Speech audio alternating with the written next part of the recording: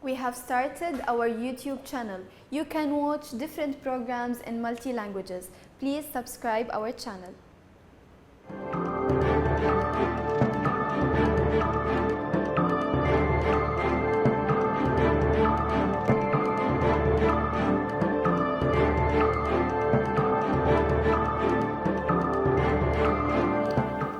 بسم الله الرحمن الرحیم. السلام علیکم ګرانو کتونکو، زه استاد قربان سید الله ترکي نن د نزار یوسفزي سره د افغانستان د سفر په حوالې سره په ځانګړې خپرونه کې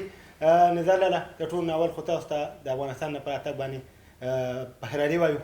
ډېر زیاته مننه ستاسو، ډېره مننه کور مو ودان چې رالې او دغه زما ګډې وډې خبرې مو د خپلو لیدونکو کتونکو پورې ورسولې. که درمن شئ نزار لاله، افغانستان ته تللی وې په څه مقصد تللی وې؟ زه خو افغانستان سره زمونږ پلاننی وطن دی، د پښتنو لوی ټاټوبی دی، نو زما ډېره د وړوکوالي نه افغانستان سره مینه وه، خو موقع او حالات وخت به نه برابرېدل چې زه کله افغانستان ته چې کوم دی داسې لاړ شم. نو زمونږ د شمشاد نړیوال ټلویزیون رئیس چې کوم دی د هغه زوی لکه وبللم، تاسو ته پته ده چې په دا اوس افغانستان کې دغه سلمې د هغې د خپلواکۍ چې لاسته کړو د هغې 100 کاله برابر شو، نو په هغې اړه په ټوله دنیا کې په چته چته چې افغانان دي دغه جشن کوي، نو په افغانستان کې د جشن او ډېر لوی لوی پروګرامونه هغې را جوړ کړي. نو زموږ په شمشاد ټلویزیون کې هم پروګرام او نور پروګرامونه هم وو چې هغې ته ملګرو بللی وو، چې کوم میندنی پروګرام او غټ پروګرامونه هغې ته تاسو افغانستان ته تللی وې او تاسو ته دغه الله دغه مقدر کړه چې هغې ته لاړلی. نزار لاله، د افغانستان سفر مو وکړو، هلته څه مو لیدل؟ یاره څه خو چې دلته نه تلم ملګرو راته څه ویلي وو، په میډیا کې موږ څه کتېدله، نو داسې یو یره به یې دی خلکو یاره څه لځي، هلته خو دغه دی بم والوته هغه دی بم والوته دا به وشي دا به وشي. خو چې کله زه د افغانستان ته لاړم او د کابل په ایرپورټ کوز شم او بهر راووتېدم، نو ژوند بالکل هلته په غورځنګونو باندې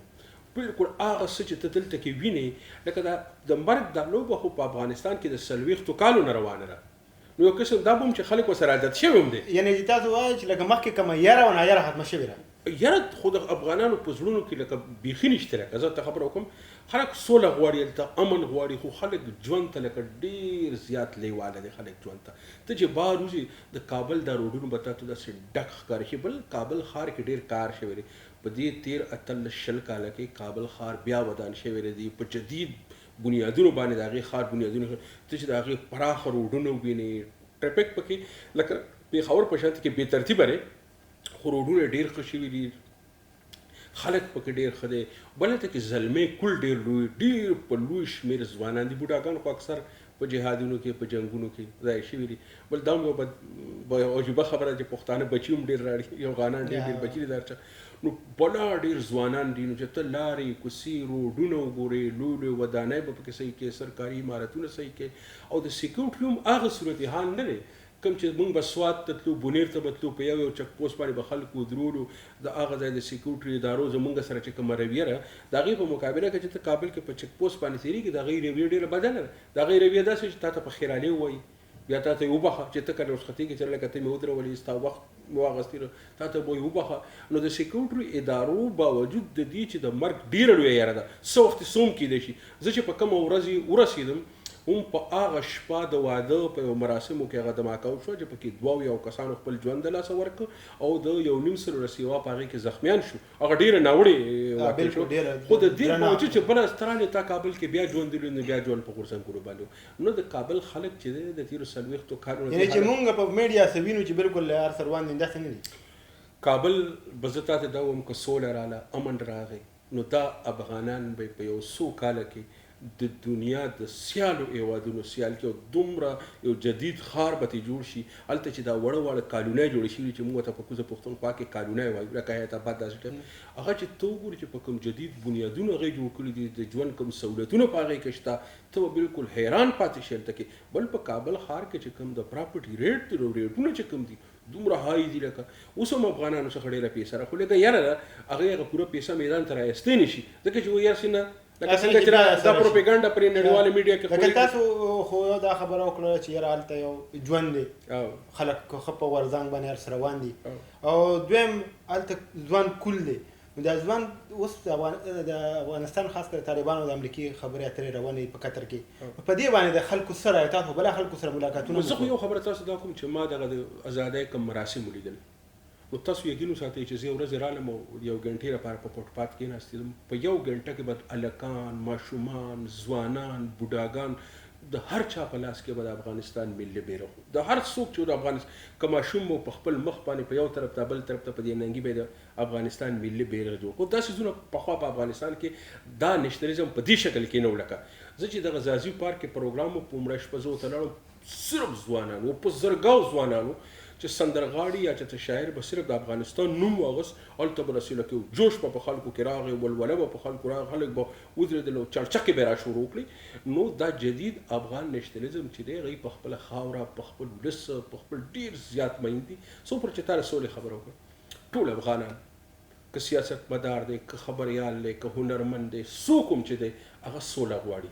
خو سوله په دې قیمت چرې هم نه غواړي او قطعا نه غواړي چې نظام دې ړنګ شي هغه وایي چې سوله دې راشي خو دا په 1800 کالو کې چې موږ کومې لاسته راوړنې کړي دي هسې نه چې دا د لاسه ورنه دا کم جمهوري نظام چې ولاړ دا جمهوري نظام غواړي هم د دې په چوکاټ کې دننه نه راشي اوس که دا نظام د منځه ځي او سوله راځي نو په دې قیمت یې هغوی نه غواړي او په کار دی چې لکه نړیوال قوتونه هم افغانستان کې سوله ډېره زیاته مهمه ده خو دا په 1800 کالو کې چې کومې لاسته راوړنې شوي دي هسې نه هغوی د دې خبرې نه بیا رسولل نه شي چې بیا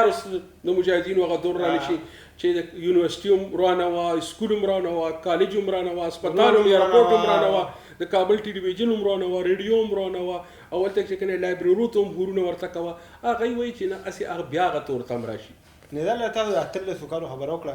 خو تیر چې د اشرف غني صاحب کوم دور تیر شو نو په دې دور کې د پښتو ژبې دپاره یا د شاعرانو دپاره یا د دې وطن دپاره یا د نېشنلیزم دپاره هغوی څه تاسو ته څه ښکاره زه خو چې لکه اوس د تېرو 4 کالو کې یو خو دا چې په کابل ښار کې اوس پښتانه ډېر زیات دي د پښتنو شمېر چې آبادي پکې ډېره زیاته شوه لکه څنګه چې داسې وشي چې لکه په کوزه پښتونخوا کې په قبایلي بیلټ کې دغه حالات خراب وو نو خلک پېښور ته اسلام آباد ته راغلل نو داسې د کابل نه هم چې کندنو په خوا او شا کې چې کندنو په نورو لرې لرې ولایتونو کې حالات خراب وو نو پښتانه په ډېر لوی شمېر کابل ښار ته راغلل یو خو دا چې په کابل ښار کې اوس د پښتنو آبادۍ هغه شاته چې راغلې ډېره شوه دا شو دویمه خبره د ډاکټر صاحب دا دور چې کوم راغی نو د هغه زورواکه خلک چې کومه بدماش ګوټي چې کوم هغه بالکل سم دم کړل دا کار وکړل دویم کار دا وکړل چې ته اوس هر ځای ته لاړ شې په کابل کې تا ته به غازي امان الله خان تصویرونه ښکاري تا ته به د افغانستان ملي بیرغونه ښکاري زه هلته کې د علومو اکیډمۍ ته لاړم د کابل د علومو اکیډمۍ ته ډېره لویه اداره ده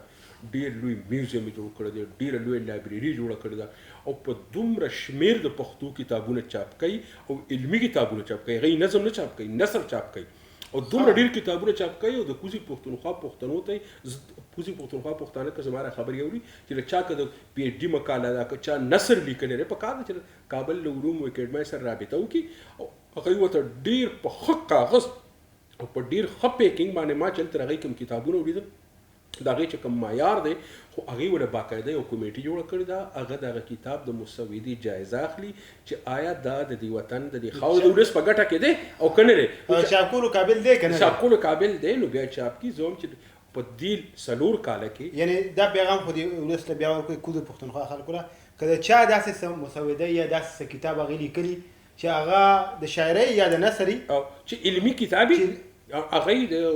کابل د علومو اکیډمۍ سره د رابطه وکړي بیخي ورته چاپ کوي ویډیا ورته چاپ کوي او په ډېر ښه کاغذ یې ورته چاپ کوي د هغې چې کوم مشر ده ډېر نر پښتون دی یو خو ځوان دی بله هغه اداره یې ډېره زیاته ښه منظمه کړه نو دا بله خبره تا ته دا وکړم چې اوس ما ډېرو کسانو سره خبرې وکړې هغوی وایي چې په دې تېر 4 کاله کې موږ ګټه نه راکړې خو موږ په دې خوشحاله یو چې ادارې جوړې شوې کرپشن در ډېره حده پورې کم شوی دی زورواکه خلک چې کوم نه ده هغوی زور ډاکټر صاحب را کم کړی دی نو په دې افغانان ډاکټر صاحب نه ډېر زیات خوشحاله دي چې ډاکټر صاحب نه خلک خوشحاله دي ټاکنې را روانې دي نو څه ستاسو څه هلته تاسو خلکو سره ملاو شوې خلکو مو اورېدو څه وایي چې بیا د ډاکټر صاحب نو په دې نورو هیوادونو کې خو چې ټاکنې کېږي نو د دې بهر د ګاونډیانو د ډېرو لوی طاقتونو د دې د اثر پې هم وي خو عام ولس چې کوم دی که ته لاړ شې کابل ته عام ولس چې کوم دی دا ډاکټر اشرف غني مکمل په حمایت کې او په حق کې تا ته په کابل ښار کې په اطراف کې چې ګرځي خلکو سره خبرې کې خبريالانو سره هغه څخه د ډاکټر صاحب متبادل نشته چې کوم سړی مخالفت کوي ډیرو کسانو به ډاکټر صاحب زموږ په وړاندې مخالفت وکړو نو موږ ته ټیک د ډاکټر صاحب خنره دا باقي چې کوم دي نو خو دې کې نو هغه به وي چې نه بیا خو د ټولو ډاکټر صاحب خري نو تاسو یقین ساتئ مونږ ته یعنی متبادل یعنی انټرنیټ وسره نشته متبادل ډاکټر صاحب لکه متبادل هغه سره نشته او ډاکټر صاحب نه خلک عام ولس چې کوم د افغانستان عام ولس ډیر غزاري بل نزال تاسو خپلته د باچا خان د قبر زیارت کم تدوي نو هغه شان ته ډنګ پروت ته او غنا سپګی شوی دي نو زه چې لاړو جلال آباد یو خو جلال آباد ښار خبره ته کوم جلال آباد سره زماره سي روماني مینه ده سي روحاني غونډه کې مینه مې جلال آباد ښار سره دا نوم مې په ماره کندهار هغه کې د باچا خان ارواح هم او د کندهار او د جلال آباد د نوم په ما ډیر زیات خلګېدل ما چې تلو ما جلال آباد باندې خو ډیر بدرستی راشي یقین وکړه جلال آباد ښار دومره ښکلی جوړ کړی دومره ښکلي روډونه پکې جوړ کړي فوټ پاتونه پکې جوړ کړي دي منځ کې پکې ګلان لګولي دي ته چې لړ شي لوی لوی پارکونه پکې جوړ کړي دي ټریفک نظام یې پکې ډېر ښه اوس منظم کړی دی بیا موږ لاړو د بابا قبر لاړو نو هغه وخت داسې مازدیګر ماښام چې موږ لاړو پای کې 40-50 کسان مزدوران مو کار کړ نو ډاکټر اشرف غني صاحب د کور ودان وي خدای دې بریالي لري راته هغه د بابا د قبر طرف ته په دې کار ودرېدل نو واپس بیا راغی لپاره پاند ورک او سپیډیر په تیزای سرکار روان دی او د هغه ځای والی او د هغه ځای چې کوم واکداران دي هغه باقاعده په هر اونۍ کې راځي د هغه وزټ کوي او د هغه ټول کار په ډیر خطرې کې سره نگرانی کوي او زما دا یقین دی کدا کار په دغه سینو په ډیر لږ وخت کې به د بابا قبر او ډیر خیره جوړي لایبرری پکې لکه جمعات ته پکې لکه او دې طرف ته د ملمنو پاتې کېدو ځای به پکې لکه د بابا لپاره یو میوزیم به پکې لکه باقاعده نو په ډیر خطرې کې سره را جوړ کړی دی لکه ان ډیر یعنی په جدید طریقې سره هغه ډیزاین کړو دی او ډیر ښه ماربل پکې لګي او ډیر ښه سیزونه په ټایلز پکې لګېدل نو هغه زوم کې تر دا جوړ شو نو دا به زموږ د ټولو د لیدو یو ځای لکه ټول به په افتخار کوو نظار لري چې په یو څو دقیقو کې تاسو کوم نظاره جوړه کړه افغانستان نو لمو غواړي چې موږ وطن ډر شو خو یو ډیر مهم سوال بل دی نظار لري چې الته کې به د پاکستان د مارکیټ چې د پاکستان سره د کوزي پښتونخوا تجار بچی دی هغه یا ټول پاکستان تجارو به هغه خپل سامانونه وړاندې بخرسو وسلته د مارکیټ څه سچويشن دی ځکه چې هندستان ته مال ترسات شوی نور دنیا هم شوی دا مارکیټ د خپل لاسه پاکستان ورکړي یو وخت داسې و چې مال ته ملي تجارو سره خبرې وکړي ما خبري اعلانو سره خبرې وکړي ما د عامو خلکو سره خبرې وکړي هغه وایي چې دلته به کوم سیمټ راتل دا به لس کم 100% چې دا ټول بر پاکستان نه راتل اوس صرف 10% در پاکستان نه راځي نور د ایران نه او د ازبکستان نه راځي اوړه چې کوم نه دا به ټول پاکستان نه تلل اوړه چې کوم نه دا د تاجکستان او ازبکستان نه تل راځي چې دا غي کوالټي هم ډیره ښه ده بلکې د ډیره حدا پورې داسې شي وي چې اوس د افغانستان نه هغه وړه زمونږ د قبایلی سیمو ته هم راځي چې د پښتونخوا برخه او هغه د مومند جنسای پورې د کورمي جنسای پورې د مومند جنسای در دې پورې لکه هغه وړه اوس التنه د دې خو دا منډه ماغي دا منډه دوايان بر پاکستان نتلی اوس د هغه د په دکانو ز خپل فارمیسي ته لړم د نش برابر دی پاکستان دوی سیخ بر پاکستان نته سیخ اوسل د پاکستان د نش برابر دی الته کې اوس ډیر زیات د احمد مثال چار خو اوس هم د ورته تاسو خبرو کوم یو وخت کې پاکستان او د افغانستان تجارت لس ارب ډالر هغه 2 کروڑ روپو ته ورسید او د 2 کروڑ روپو کې هم دا امکان لري چې دا به 1.5 کروڑ روپو ته راشي یعنی ختم شو یعنی ته دا سوچو کا چې ته په خپل او معمولی ټیسټ وسشي ته تورخم بارډر بند کې الته کې سيزونه شارټ شي او غي ځان د متبادل لاري وسې تر تاجکستان او ازبکستان ترکی نه دا غي چې کنه چین سره لار جوړ شو په هوایي لکه چې کنه خلک راځي د ایران د چاربا دغه چې کوم جوړ شو چا بهر ولا بندرګاه جوړ شو د التنوس دا پیره چې په ایران کې اوس کوم په افغانستان کې میو شو د ایران د لارې هندستان ته لاړه غو د ایران د لارې په یورپ ته ځي نو الته کې هغه دا کارو کو د پاکستان یو بدبختی داوم دا چې ګوره د پلاستیک د سور سامان د لوخي چې بتل الته چې بسور سلاجیت پریجونه بتل ایسیګان بتل پکی بتل دا ټول بر پاکستان دغه نظر راسي دغه زیات نقصان پښتنو ته شو چې دغه موږ کم تجارت دي خو بالکل د پیښور خو ټول مارکیټ بیا دي تر خراب ته یو خبره زتاتو په پیښور کې چې سور پرایویټ هسپتالونو دا ټول په زمون په افغانانو ورو چلیدل ما تلته یو مشرو هغه ماته وی چې ما 13 کال $15,000 په په هندوستان کې د خپلې کورنۍ په علاج ولګول. یو بل مشر و هغه راته وایي زه د زړه اپریشن له هندوستان ته لاړم ما $15,000 ولګول او هغه وایي چې ما ته ډېر افسوس و ما ته هلته خوراک مسله وه ما ته د ژبې مسله وه 20 قسمه مسلې وي. هغه وایي ما 40 کاله په پېښور کې تېر کړي زما بچیان هلته لوی شوي دي سبقونه هلته ویلي دي خو چې اوس د ویزې مسله ده ځان سره خپل پیمیل هلته نشم بوتلی ما بیا هلته کې پولیس او نور خلک تنګوي ګنې خدای هغه سترګو کې اوښکې رالې او ما ته یې وایي چې دا پیسې ما په پېښور کې لګولې وې. نو ته چې اوس نن لړ شي چې د دې د پاکستان د دې پالیسو د لاسه نن د پېښور هغه پرایویټ هسپتالونو چې پخوا ډېرې پیسې ټکې ګټلې زر مبادله یې ګټله د افغانستان مارکیټ هم د لاسه ورکړو د پېښور مارکیټ هم خراب شو دواړه مارکیټونه خراب شو او هغه هلکان هغوی هم افسوس کوي چې په پېښور کې واړه لوی شوي دي ماشومان لوی شوي دي. هېڅ خلک هېڅ نه غواړي خلک دا غواړي چې لکه پخوا چې به څنګه وو سړی به د پېښور د اډې نه په جي ټي ایس کې کېناست کابل ته ولاړ د کابل نه په جي ټي ایس کې کېناست سیده پېښور ته ولاړ چې دا تګ راتګ د پښتنو په منځ کې اسان شي. نو که خلک پېښور د ویزې دا طریقه دې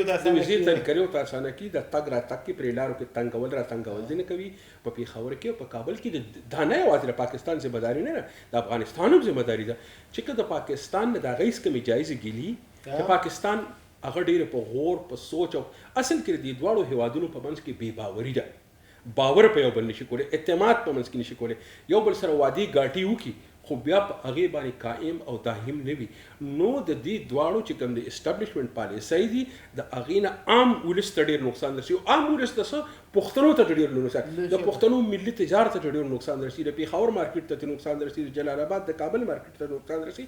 نو زموږ واکدارانو له پکار دي چې هغوی دې خبره په پام کې ونیسي چې داسې پالیسۍ را جوړه کړي چې دا مارکیټ وګوره